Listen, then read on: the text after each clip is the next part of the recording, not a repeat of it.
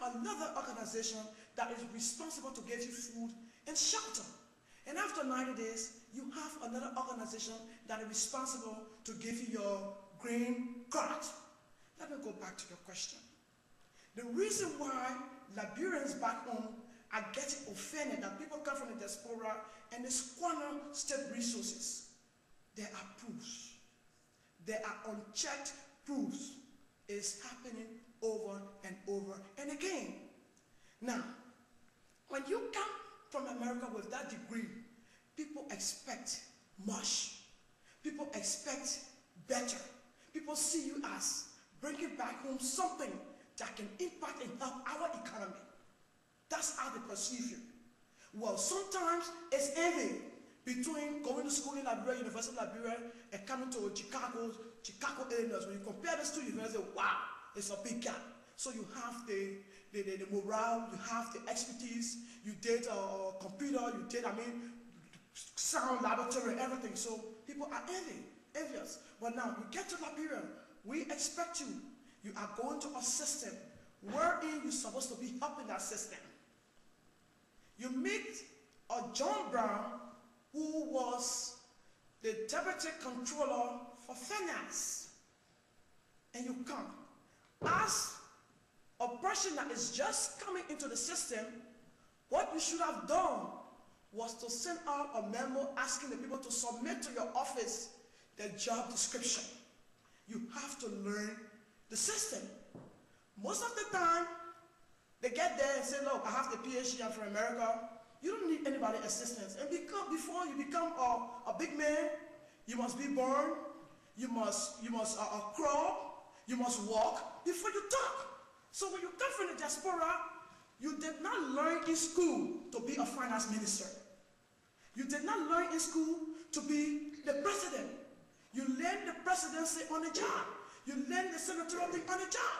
So you have to be able to listen to those people that you meet on the ground. But most often, and there's examples of that. So I'm sorry if you feel offended as people from the diaspora, because we are encouraging you to come home to help us and give us those body ideas that can be able to impact the livelihood of Liberians. Yeah. Mr. Ketama, when you come back, Mr. Brown. My name is Ben Brown. Since the TRC report came out, there seemed to be a battle between the executive and the Senate or the House. I will say to you first, when I get to that bridge, I will cross it, but I would like to also take it from the political point of view, where we stand as a political party. The TRC report is a very, very critical issue. I would like to use this open medium to commend Mr. General Verde for a job well done. They did very well. But we as Liberians, we are at a critical junction. The TRC report is a volume taking into consideration all variables that have been used and played. Now, we as a party, we had a meeting, we set up a committee to dissect the TRC report and come up with some findings. We are not saying that people will go away with impunity. We are also saying that this is an issue that either takes Liberia backwards or takes Liberia forward.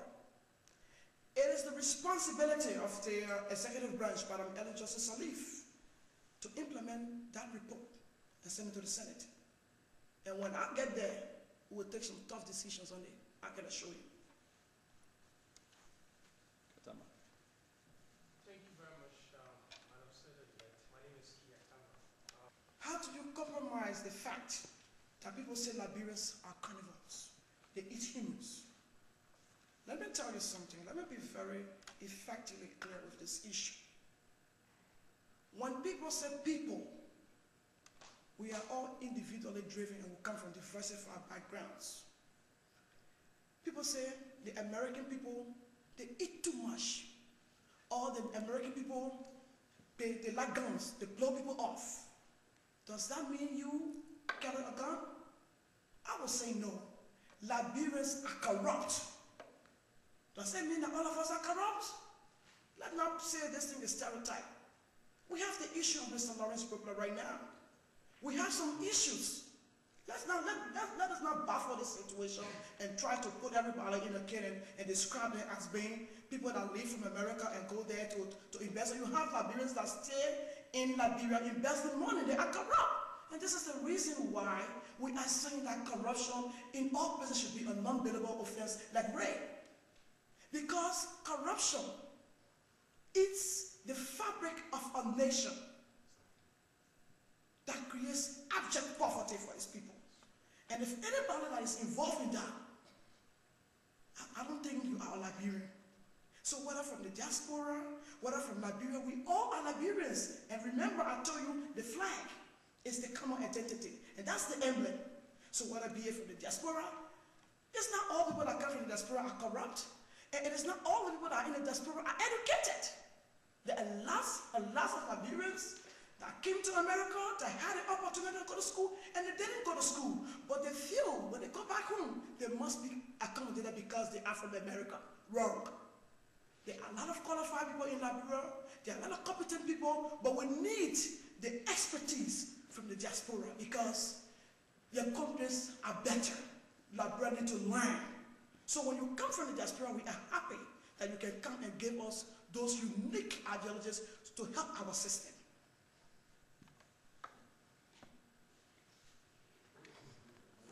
Follow up? Yeah. It is a common Use may not work for 2011. The CDC needs to come up with more strategies, more networking, more contacts, inclusion and decentralization. The elections, it was fierce. You have very qualified people in that elections, I must admit. But like I told you, when you disconnect from the people and you do not understand the body politics, even 1.5 million cannot help you against a poor woman like Geraldine Doe Sharif. Because we are people that believe in consistency. We are consistent.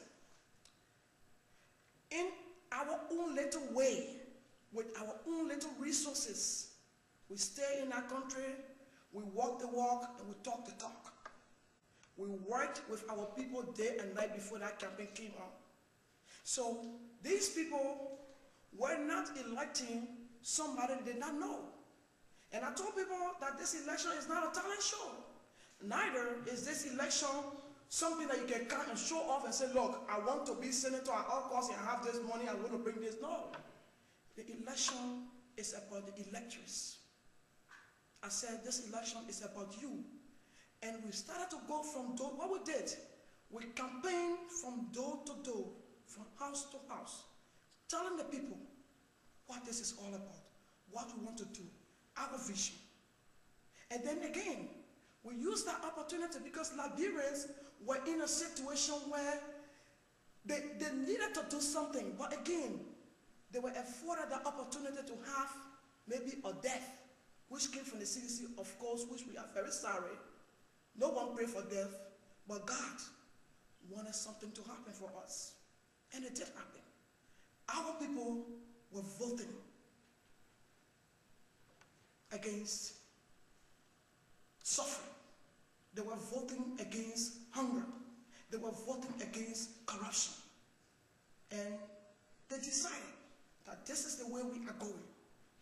There wasn't any medicine or anything extra, but our people felt that they needed a change. And they felt at the time that was the right way to go.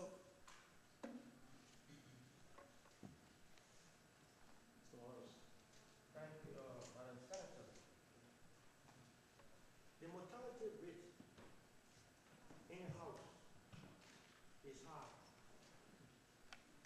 Since Parliament